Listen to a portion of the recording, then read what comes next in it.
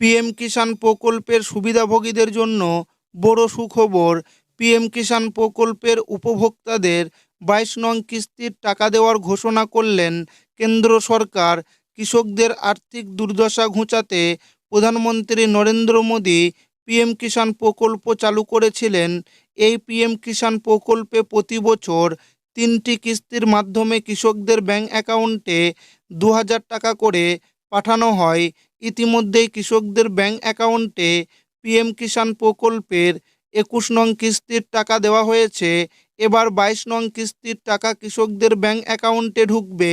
তো 22 নং কিস্তির টাকা কৃষকদের ব্যাংক অ্যাকাউন্টে কবে ঢুকবে সেটাই কিন্তু আজকের এই ভিডিওর মাধ্যমে আপনাদেরকে জানাবো এবং আপনাদেরকে প্রমাণ সমেত দেখাবো। পিএম কিষাণের 22তম কিস্তির 2000 টাকা কবে ঢুকবে জানুন লেটেস্ট আপডেট। ভারত সরকার দেশের ক্ষুদ্র ও প্রান্তিক কৃষকদের আর্থিক সহায়তা দেওয়ার জন্য প্রধানমন্ত্রী কিষাণ সম্মান নিধি যোজনা চালায়।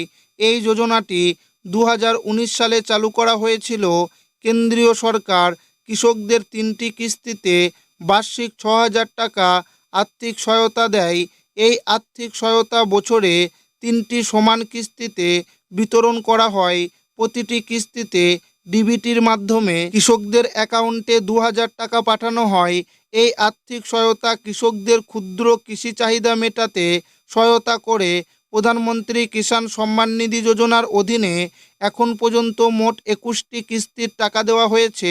এখন কৃষকরা 22তম কিস্তির জন্য অধীর আগ্রহে অপেক্ষা করছেন। প্রধানমন্ত্রী কিষাণ যোজনার 22তম কিস্তি কখন অ্যাকাউন্টে জমা হবে? সরকার এখনও আনুষ্ঠানিকভাবে প্রধানমন্ত্রী কিষাণ সম্মান নিধি যোজনার 22তম কিস্তির টাকা ছাড়ার দিন ঘোষণা করেনি। মিডিয়া রিপোর্ট বলা হয়েছে যে প্রধানমন্ত্রী নরেন্দ্র মোদী আগামী ফেব্রুয়ারিতে এই প্রকল্পের 22তম কিস্তি প্রকাশ করতে পারেন। আগের কিস্তির টাকা দেওয়ার ধরন অনুসারে 22তম কিস্তি ফেব্রুয়ারিতে আসার কথা রয়েছে। প্রধানমন্ত্রী কিষাণ সম্মান নিধি যোজনার জন্য কিভাবে আবেদন করবেন? প্রথমে প্রধানমন্ত্রী কিষাণ সম্মান নিধি যোজনার অফিসিয়াল ওয়েবসাইটে যান। ওয়েবসাইটে রেজিস্ট্রেশন বিকল্পটি নির্বাচন করুন।